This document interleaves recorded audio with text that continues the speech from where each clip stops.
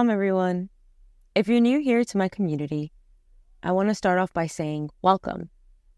My name is AJ, and I'm your host on my new podcast, Between Two Worlds.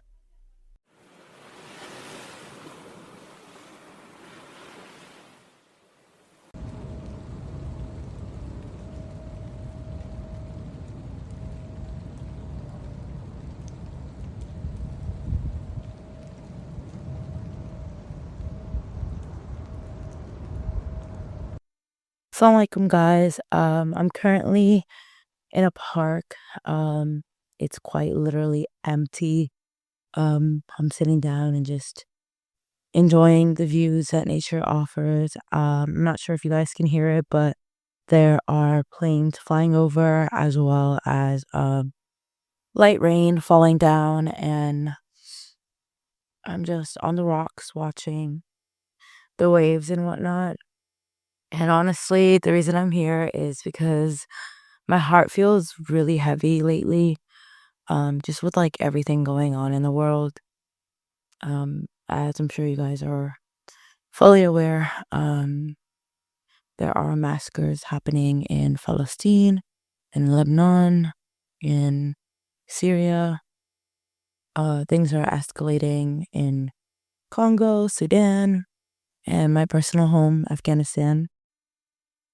And in my personal life as well, I feel like there's a lot of people around me going through hardship, but also myself. I'm in the process of studying for the LSAT and plan to take it in a little over a month. And honestly, I'm pretty scared for that. I mean, obviously, it's a pretty hard exam, and I just don't know. I've been really overwhelmed thinking about it and whatnot, and I wanted to kind of talk about it, and share kind of, because I feel like there's a lot of things that we each personally go through, and a lot of the times we're just sitting there questioning why do we go through these things? Why do good people go through difficulties? And not only in our personal lives, but when watching these massacres occur across the globe, it becomes quite easy to question Allah subhanahu wa ta'ala's intentions and his plan. But also remember that with every hardship, verily with every hardship comes ease, right? And that's repeated twice in the verse. It's repeated twice for a reason. Um, and I just think it's so important for us to take the time to kind of dissect that, because I mean, the verse says, "So surely with hardship comes ease. Surely with that hardship comes ease." The translation and the meaning behind it is so important. I think as Muslims, we need to dissect it and let that sit with us every single time that we're going through difficulty or something that we think is a hardship. Um, it says, with hardship comes ease. It means that they come together, they're delivered together, because in those situations, while you're being tested, while you're watching these people go through these massacres, and somehow they're able to find happiness in it, somehow they're able to make it through, right? What do you think about the reason why they're able to do that? The faith that they must possess to be able to do that. You know, there's martyrs every single day, every single minute, every single second, right? From these situations. And it's not something that we can directly control. We can try our hardest to fight and make an impact, but in real time, most of the times, we're not able to stop these deaths from happening. We're not able to prevent these things from happening, because at the end of the day, it's all written. What's meant to happen will happen, regardless of how much we try to fight it. But I still think it's really important for us to remember that we are essential in this fight, that the Ummah is essential to this fight, that without us fighting, the plan that is written will not happen, because it requires the few, the many, the ummah to stand up, to take action, to bear witness. And that comes with a lot of heaviness at times, you know. You're watching these things, and at the same time you're out here living your own life. For example, my friends and whatnot, the people right now that I'm surrounded with are going through final seasons, and they are torn between the realities of, you know, what's happening on their phone screens hundreds of miles away, thousands of miles away, and what is happening right now in their life, and how much that impacts them is extremely, I mean, think about it. How could you not be impacted by it? You know, you're scrolling every single day, you're getting messages from people, especially if you're genuinely bearing witness like you're meant to do, you're gonna feel a lot of heaviness with that. And going back to the verse, I think it's so important to remember that in that moment, you do need to realize that that's also a form of ease, because every single time you go through something that is difficult, every single time you watch someone reach martyrdom, every single time that your heart feels heavy, that's being written on your scales, and it's being written that you're bearing witness to these things. Every single time something in your life that you don't, you know, that you didn't expect to happen happens, you need to remember that that is also a form of ease. It's Allah subhanahu wa ta'ala guiding you to a different path. It's Allah subhanahu wa ta'ala ensuring that what's best for you, what's meant for you, comes to you. And through those times, obviously, you're going to be chasing things that aren't meant for you, that aren't yours, that aren't good for you. And you're going to want those things extremely badly. You're going to want them. And Allah subhanahu wa ta'ala is gonna allow you to want that, because you're attached to that feeling and that desire of those things. But at the same time, he's going to remind you that those things are not meant for you. And that's going to hurt. It's going to hurt. And you're going to be in pain, and your heart is going to feel heavy. But remember that those things are not meant for you. And surely what's meant for you will come. And at the same time, you're being relieved of the sins that you've committed. Those are being wiped. Those are your scales are being balanced, right? Every single time you shed a tear over something, it's being added to your scale of goodness, of good acts, you know. And it's every single time that you feel that kind of way, your scale will start to tip a little bit more. Your side of doing good deeds will become a little bit heavier. And just remember that, sit with that feeling every single time that you go through that. I feel like it's so important that we do take that time to remember that. And firstly, I'm saying this to myself because, like I said, I find myself questioning, why are good things happening? I mean, why are bad things happening to good people? And the reason for that is that there's a plan that's way bigger, way more complex than we could ever imagine. I mean, just take a look at, you know, the complexities of a bee, right? Like, how is it possible that a creature that small, or a fly, contains all of these complexities and all these, excuse me, similarities that we as humans do, you know? We possess the same characteristics. Our bodies are made of the same things. And those small, tiny things contain so much complexity, just like our bodies do, to the point where, you know, we don't even understand it. Taking a look at space, the earth, whatever it is, there's so many complexities within it. No one will ever be able to fully understand the complexities of these things.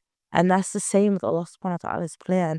And the funny thing is that I think we always forget is this is what we're always so focused on. Oh my God, why is this happening to me? Oh my God, like, these opportunities, these, you know, things that I thought were meant for me aren't coming to me. We're so focused on the negative of it, but we also need to take some time to look at the positive of it. And the positive of it is quite literally expansive, just as complex. Like I said, you're being redirected.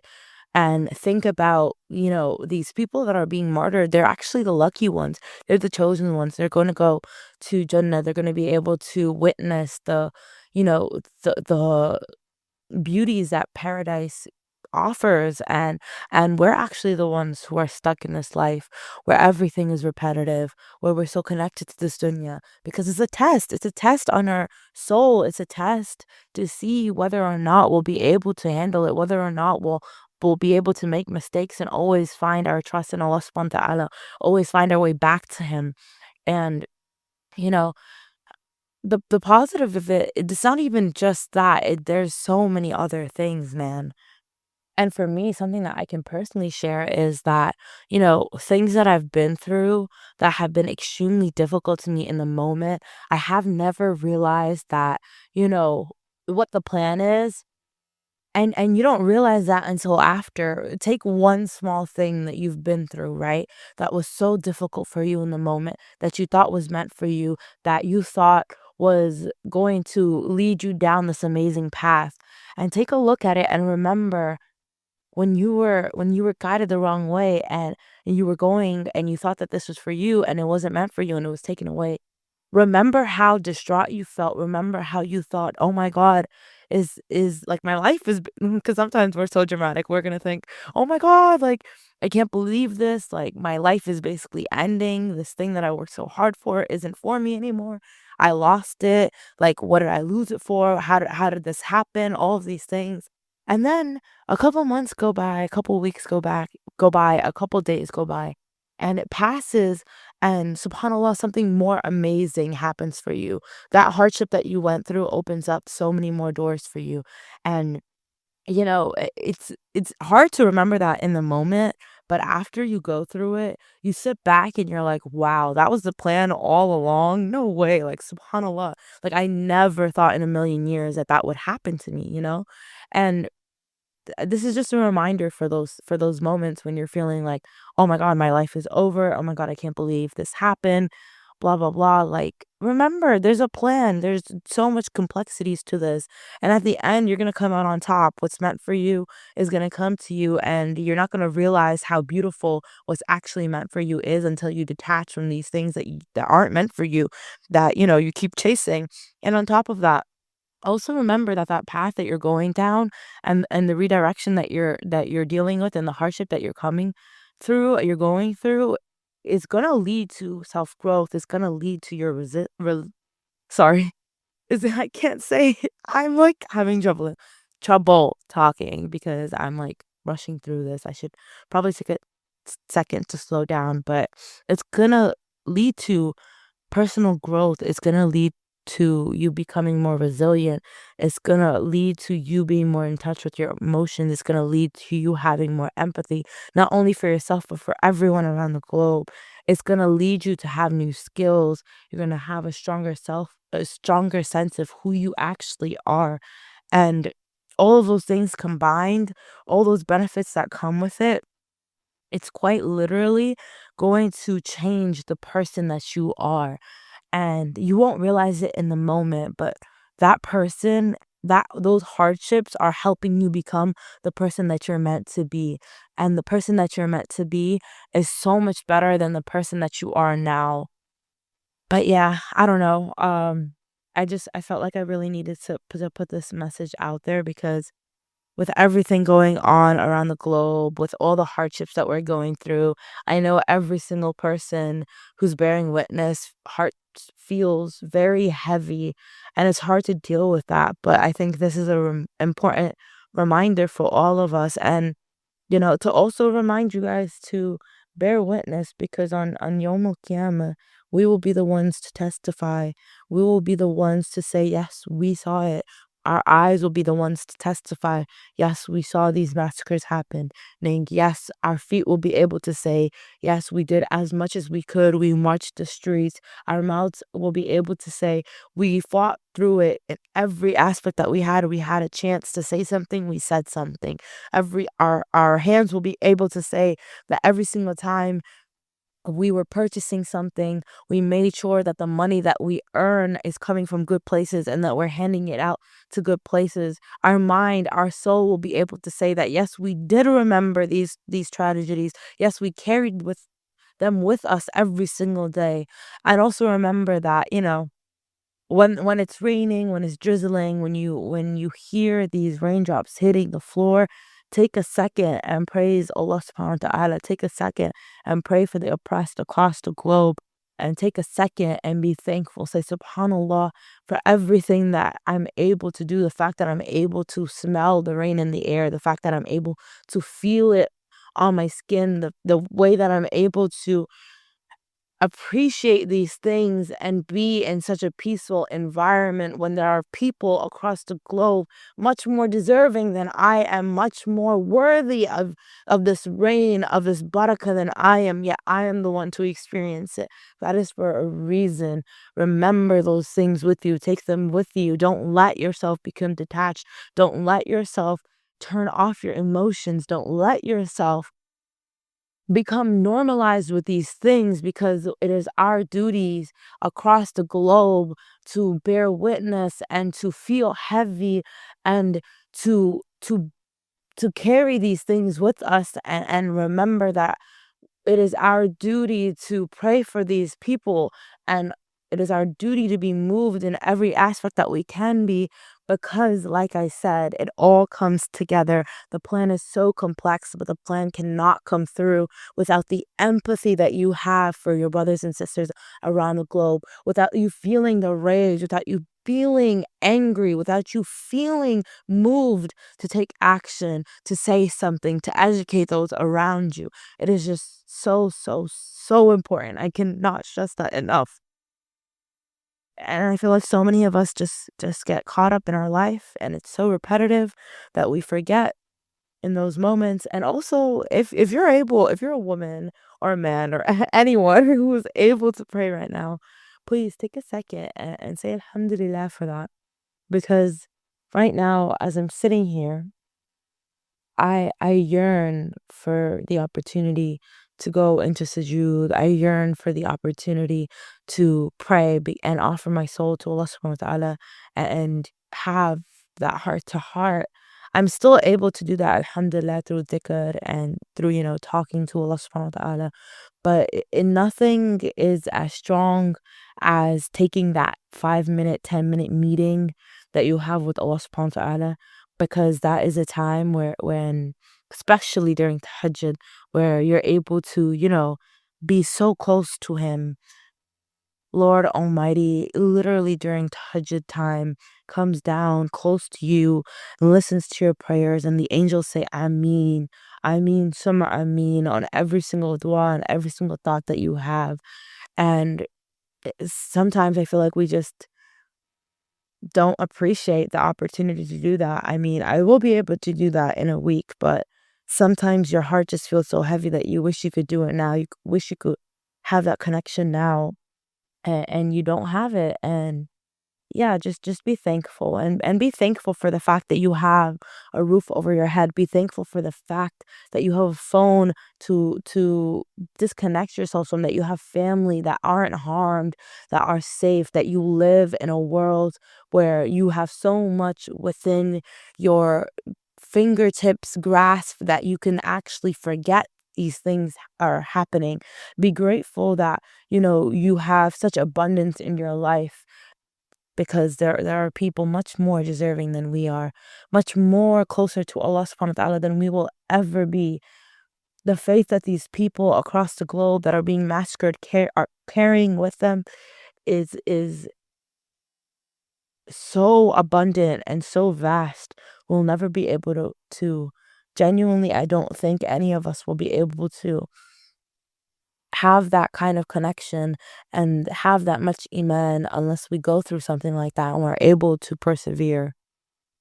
Wallah, every single day that I see these people, I see their cries, I see their perseverance, my heart, my heart is so, so amazed. My brain is amazed. And I say, Subhanallah, Allah subhanahu wa ta'ala, make me one of those. Make me one of the people who, in the times of hardships, in the times of difficulty, I am not only thankful for you, but I'm also able to appreciate these things. I'm able to see the goodness and I'm able to praise you in those situations because it's so easy to forget to do that. It's so easy to blame and to become annoyed and to have this arrogance and think that you're so deserving to wake up the next day, to take another breath, to have food on your table, to have a warm to have a warm shelter, to have a warm home to have friends and family surrounding you. It's so easy to take that for granted, and we do that so often, and at the same time, it's so important. Also, I pray that Allah subhanahu wa ta'ala makes us those people who not only remember Him in the bad times, but also in the good, that we're able to praise Him at all times, no matter what we are going through, and we are able to remain thankful for all of those things that we are experiencing. Anyways, I've kept you guys here for long enough, I think. If you made it to the end, I just want to say thank you. Inshallah, I will be coming back to the podcast very, very soon. I am very excited. I'm also quite nervous. I am deciding to go with the flow and, try not to be such a perfectionist. Try not to, you know, only put out what I think everyone wants to hear, but put out what I think I need to hear myself first and to stay connected to myself. And I think this will be a means for me to stay connected to my faith and my Iman a little bit more so and to remain thankful. And I think this is the first step of that is this episode where I'm just being real, I'm being raw, I'm talking to you guys when, my heart feels it very, very heavy. So yeah, inshallah khair. Till next time, assalamu alaikum. I shall see you guys in the next one. Bye.